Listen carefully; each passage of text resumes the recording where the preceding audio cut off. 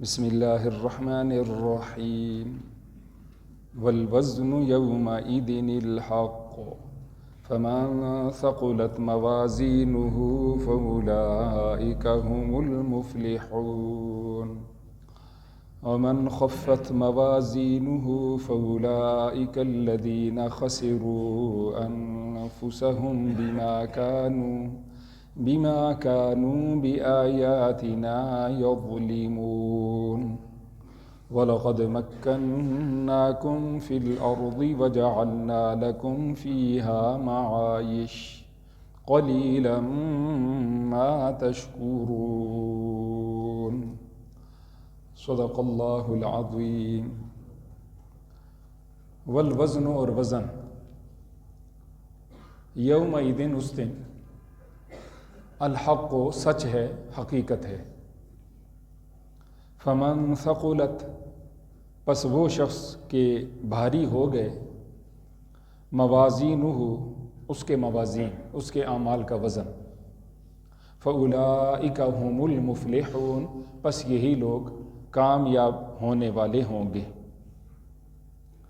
ومن خفت اور وہ شخص کے ہلکے ہو گئے، موازینہ اس کے موازین یعنی اس کے نیک اعمال کا وزن، فأولئک پس یہی لوگ، الذین وہ ہیں، خسروا جنہوں نے نقصان میں ڈالا ہے، انفسہم اپنی جانوں کو، بما کانوا بآیاتنا اس وجہ سے کہ وہ تھے ہماری آیتوں کے ساتھ، یظلمون ظلم کرتے، ناانصافی کرتے۔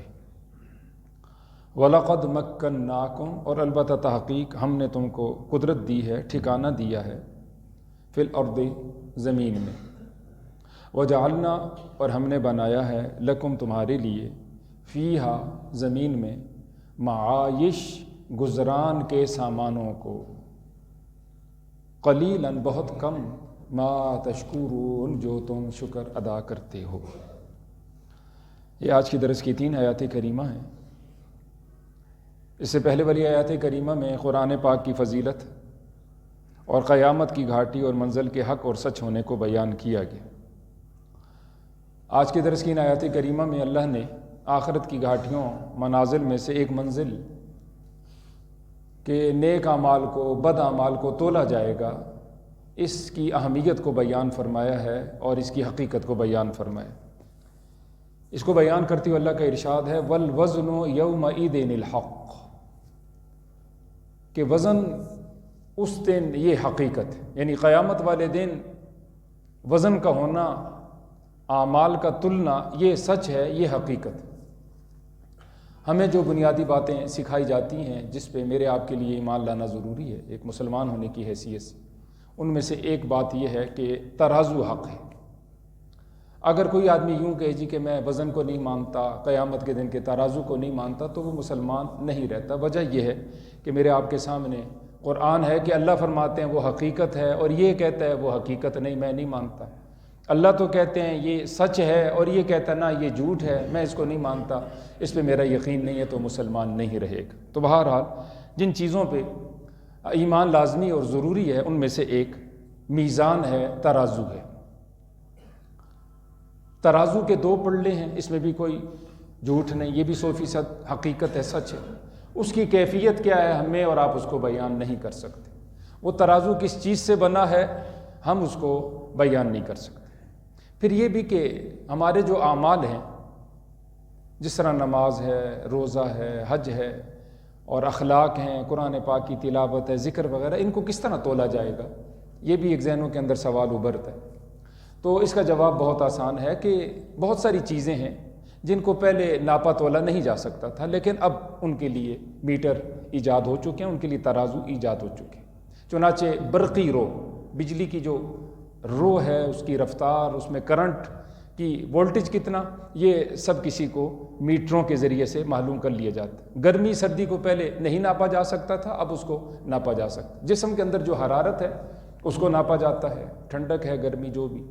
اسی طرح ہواؤں کا دباؤ، یہ پہلے نہیں ناپا جا سکتا تھا، اب اس کو ناپا جا رہا ہے۔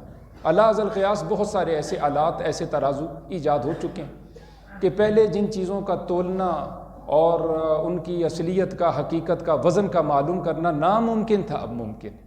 جب انسان یہ کر سکتا ہے اس عقل کے ذریعے سے جو اللہ نے اس کو عطا فرمائی ہے، تو اللہ کے لیے ترازو بنانا اور اعمال کا تولنا کوئی مشکل نہیں۔ دوسری بات کہ کچھ اعمال ایسے ہوں گے کہ اللہ جل شانہ ان کو اعمال، ظاہراً اعمال ہے، نماز ہے، روزہ ہے، حج ہے، زکوٰۃ ہے، دیگر اعمال، لیکن ان کو اللہ جسموں کی شکل میں تبدیل فرما دیں گے۔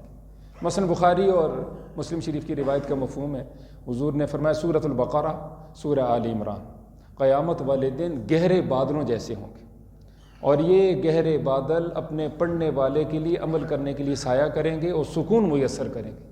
گویا کہ یہ میدان معاشر میں موجود ہے، لیکن اس بادل کے نیچے سورۃ البقرہ، سورہ آل عمران کی فضیلت کی وجہ سے، اس کی رحمت برکت کی وجہ سے یہ جنتی مزے لوٹ رہے ہیں۔ اب یہ دیکھیے وہ بادل کے سائبان کس کی وجہ سے بن گئے؟ اس کا عمل تھا جو اس نے پڑھا تھا، اور آج اس کا ایک جسم موجود ہے اور اس کی ایک حقیقت موجود ہے۔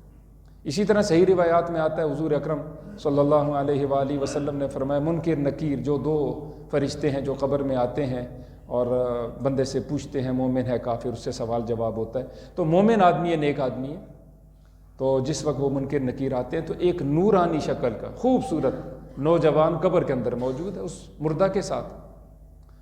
حضور اکرم صلی اللہ علیہ وآلہ وسلم نے فرمایا سوال جواب ہیں وہ موجود ہے، اس سے پہلے موجود ہے، اس کے بعد موجود ہے، اس کا جی بہلاتا ہے، اس کے لیے بستر کا بندوبست کرتا ہے، اس کے لیے آرام کا بندوبست کرتا ہے، جہاں جہاں سے عذاب آتا ہے وہ اس کو ہٹاتا ہے، اس کا دفاع کرتا ہے۔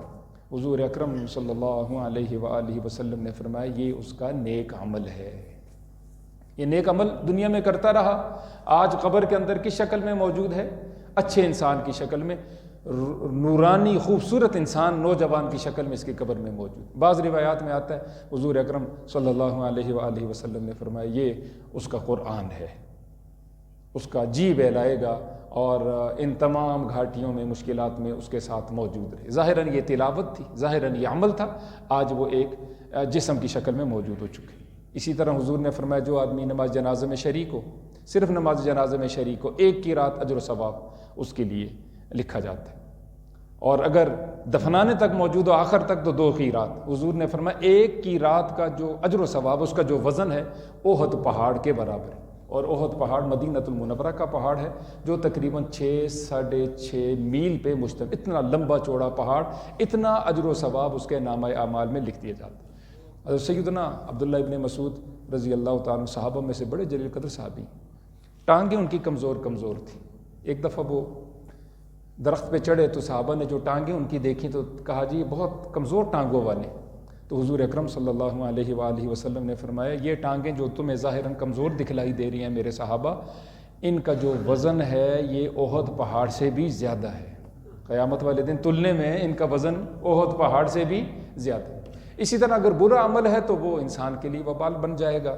زکوٰۃ ادا نہ کرنے والا، بخاری شریف کی روایت ہے، حضور نے فرمایا یہ گنجے سام کی شکل میں تبدیل ہو جائے گا، اور میدان معاشر میں یہ اس کا پیچھا کرے گا جس نے زکوٰۃ ادا نہ کی، حتیٰ کہ اس کو پکڑ لے گا، اس کے گلے کا توق بن جائے گا اور اس کو ڈسے گا اور اس کے جبڑوں کو پکڑ لے گا اور وہ کہے گا انا مالو کا انا کنزو کا، میں وہ تیرا خزانہ، وہ مال ہوں جس کی تو زکوٰۃ ادا نہیں کیا کرتا۔ تو بہرحال ایک تو یہ کہ اسی شکل میں جس طرح اللہ چاہے گا ان کو وہ اللہ تول لے گا، دوسری شکل کہ اللہ ان کو جسم دے دے گا اور ان جسموں کو تولا جائے گا، اور یہ اللہ کے لیے کوئی مشکل نہیں۔ پھر جو کافر ہے، کافر کے لیے کوئی ترازو نہیں۔ سورہ فرقان میں اللہ کا ارشاد ہے کہ وَقَدِمْنَا إِلَىٰ مَا عَمِلُوا مِنْ عَمَلٍ فَجَعَلْنَاهُ هَبَاءً مَنْثُورًا، ہم ان کے اعمال کی طرف متوجہ ہوں گے، ہم ان کو اڑا دیں گے اور ان کا کوئی عمل نہیں ہوگا۔ اور سورہ کہف میں اللہ کا ارشاد ہے فَلَا نُقِيمُ لَهُمْ يَوْمَ الْقِيَامَةِ وَزْنًا، قیامت والے دن ہم ان کے لیے کوئی وزن قائم نہیں کریں گے، یعنی ان کے لیے کوئی ترازو نہیں۔ اور 3 مثالیں قرآن پاک میں تفصیل کے ساتھ بیان ہیں۔ اللہ کا شکر ادا کیجیے ان باتوں کو سن کر، ہم کتنے خوش نصیب ہیں، اور اللہ نے مجھے آپ کو کلمہ دیا، پھر حالت ایمان میں ہم کچھ نیکیاں کرتے ہیں، کچھ کمزور ہوتی ہیں، کوئی طاقتور ہوتی ہیں، کچھ کم ہوتی ہیں، کچھ زیادہ ہوتی ہیں۔ اللہ اپنے فضل و کرم سے ان کا وزن لگائیں گے، کس کی وجہ سے؟ ایمان کی وجہ سے۔ جی حضور نے فرمایا، اور اللہ کے قرآن میں یہ موجود ہے کافر آدمی اس کے اعمال یوں ہوں گے جس طرح رائی، یہ راکھ جس کو ہم چھائی کہتے ہیں، ہوا زور کی چل اشتدت بہ الریح، زور کی ہوا چلے تو کچھ بھی باقی نہیں رہتا، یہ ان کے اعمال۔ ظاہراً وہ امید لگائے بیٹھے ہیں ہم ایسے، ایمان نہ ہونے کی وجہ سے ان کو قیامت والے دن ان کے اعمال کا کوئی اجر و ثواب نہیں ملے۔ سورہ فرقان میں اللہ نے مزید 2 مثالیں ایک ہی جگہ سورہ نور کی آیات کریمہ میں بیان فرمائی ہیں۔ پہلی بات فرمائی کہ جس طرح ایک صحرا میں سفر کرنے، اس کو چمک نظر آتی ہے، وہ چمک نہیں، وہ نظر آتا ہے چمک کہ یہ پانی ہے، پیاسا ہے، لیکن وہاں پہنچتا ہے تو وہاں کچھ نہیں ہوتا۔ کافروں کے اعمال کا بھی ان کو کوئی فائدہ نہیں۔ ہاتھ فرمایا انتہائی اندھیروں میں، رات کی تاریکی، سمندر کی گہرائیاں، ہاتھ باہر نکالتا ہے، ہاتھ کا وجود موجود ہے لیکن اس کو دکھلائی نہیں دیتا۔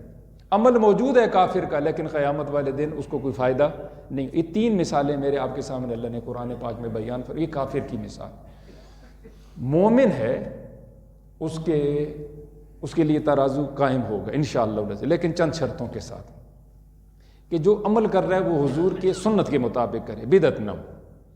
دوسری بات، جو عمل کر رہا ہے وہ آداب کے ساتھ پورے اہتمام کے ساتھ کرے۔ ایک آدمی عمدہ نماز پڑھتا ہے، ایک آدمی کمزور نماز پڑھتا ہے، ایک آدمی وضو کامل کرتا ہے، ایک کمزور وضو کرتا ہے۔ وضو میں اس کا بھی فرض پورے ہو گئے، اس کے بھی فرض پورے ہو گئے، نماز وضو میں، لیکن جتنا اجر و ثواب ایک کامل وضو والے کے لیے ہے، جتنا وزن اس کا ہوگا اتنا وزن ایک کمزور عمل کرنے والا وضو، نماز، روزہ، حج، زکوٰۃ اس کو نہیں۔ ایک تلاوت عمدہ کرتا ہے اور دوسرا اس طرح کی تلاوت نہیں کرتا، کمزور تلاوت ہے، غلطیاں اس کی، سستی ہیں، تو یقیناً جو اعلیٰ تلاوت کرنے والا ہے اس کے لیے بڑا اجر و ثواب۔ اگلی بات دیکھیے، ہم نے پڑھا ترجمے سے کہ عملوں کو تولا جائے گا، گنا نہیں جائے گا۔ اس نے 1000 نمازیں پڑھی، اس نے 5000 نماز، اس طرح نہیں ہوگا، بلکہ تولا جائے گا، اور تلنے میں جو وزن ہوگا وہ انسان کے اخلاص کا ہوگا۔ اخلاص کس کو کہتے ہیں؟ دل میں اللہ کی رضا، میرا رب راضی ہو جائے، میں اپنی رب کی جو عبادت کر رہا ہوں، کوئی نیکی کر رہا ہوں، فرض واجب حقوق اللہ حقوق العباد، یہ خالصتاً یا اللہ تیرے لیے، یہ جو اخلاص ہے یہ دل میں ہے، اور اس کا فرشتوں کو بھی نہیں پتہ۔ کس کو پتہ ہے؟ ایک اللہ کو، انہ علیم بذات الصدور۔ لہٰذا جو طاقت عمل کے اندر پیدا ہوگی، قوت اور وزن پیدا ہوگا، کس کی وجہ سے ہوگا جی؟ اخلاص کی وجہ سے۔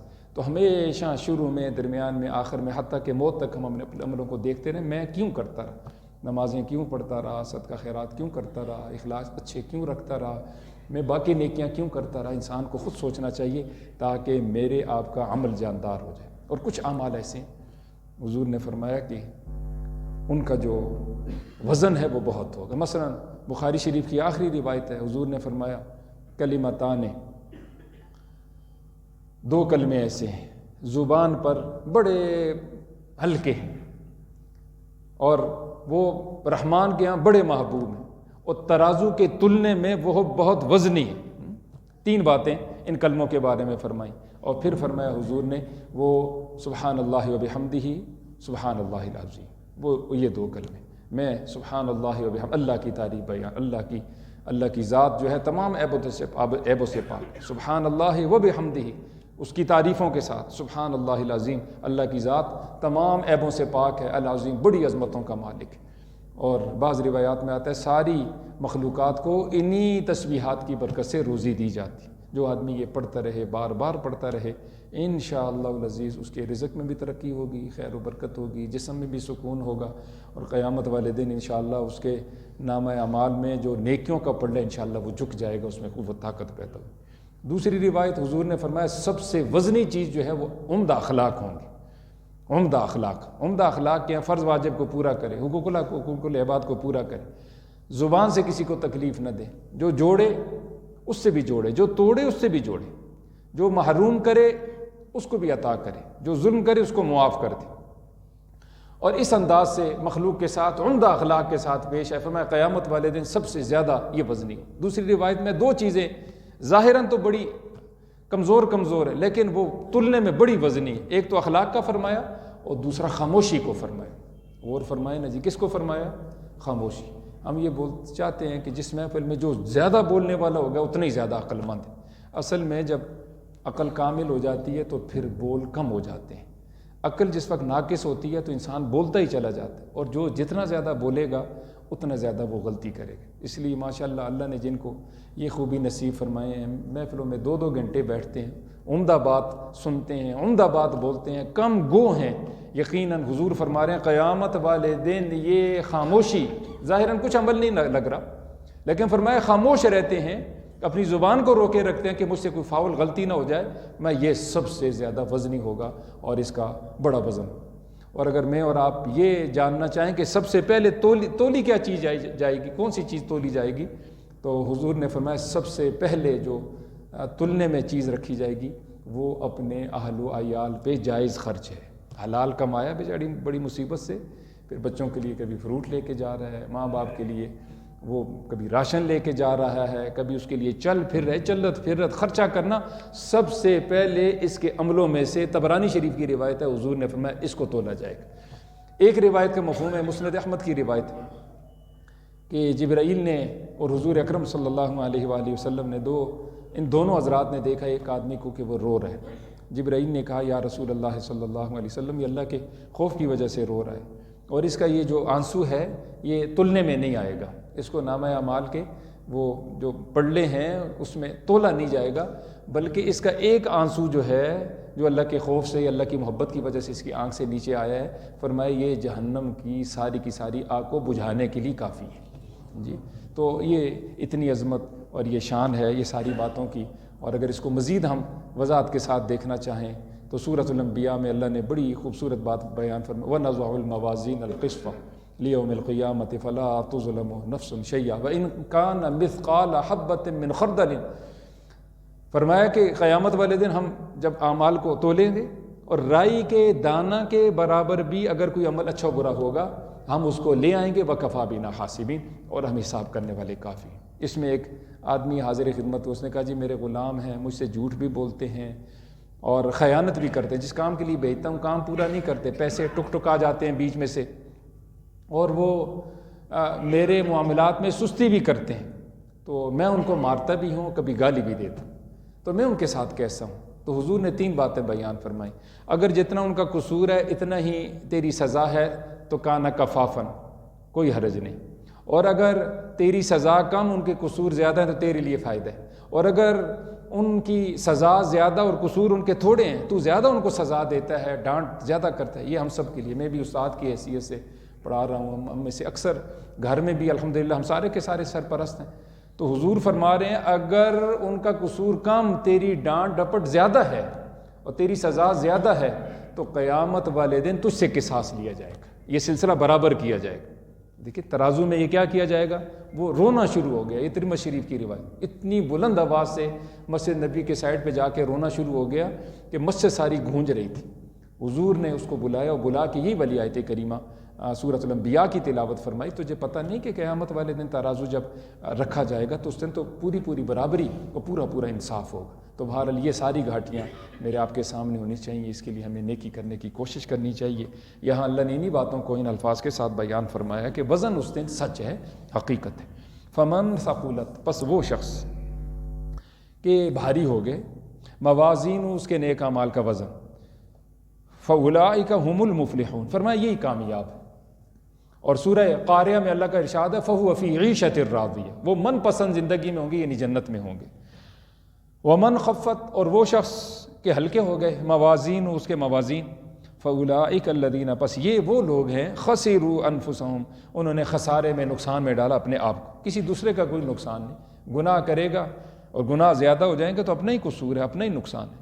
بما کانوا بآیاتنا یظلمون، اس لیے کہ وہ ہماری آیتوں کے ساتھ ظلم کرتے تھے۔ اب دیکھیے نا، کافر کے بارے میں تو میں نے عرض کر دی، اس کے لیے تو ترازو ہے ہی نہیں ہے۔ بما کانوا بآیاتنا یظلمون سے مراد میں اور آپ ہے، مسلمان ہیں، اس پہ ساری امت کا اجماع ہے۔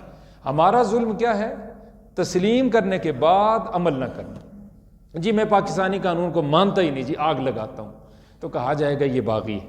اور جی میں مانتا ہوں لیکن مجھ سے عمل نہیں ہو رہا، تو کہا جائے گا یہ ہے پاکستانی ہے لیکن اس کو پاکستانی قانون کے مطابق سزا ہوگی، کیونکہ اس نے یہ قصور کیا، ہمارے قانون کے اندر یہ قانون کو توڑا ہے، لہٰذا اس کو سزا ہوگی۔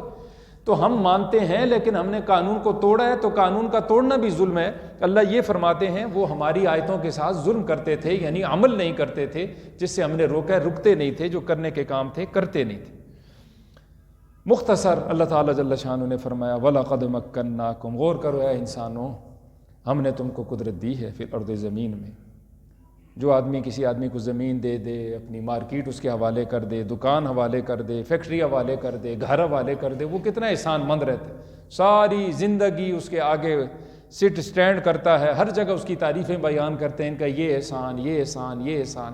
تو اللہ فرماتے ہیں میرا احسان نہیں مانتے کہ ہم نے تم کو قدرت دی؟ اگر ہوا ہم ختم کر دیں تم کیا کر سکتے ہو؟ آکسیجن ختم ہو جائے، اگر میں دھوپ کو ختم کر دوں تو تم کیا کر سکتے ہو؟ میرا کیا بگاڑ سکتے ہو؟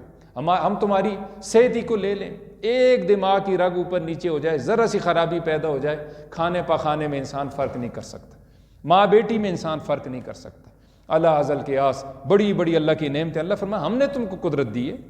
وَجَعَلْنَا لَكُمْ فِيهَا مَعَائِشَ، ہم نے تمہارے لیے زمین کے اندر گزران کے سامان بنائے، معیشت کے سامان اور کاروبار کے سامان اور رزق لینے کے حاصل کرنے کے سامان بنائے ہیں، کیا تم ہمارا شکر ادا نہیں کرتے؟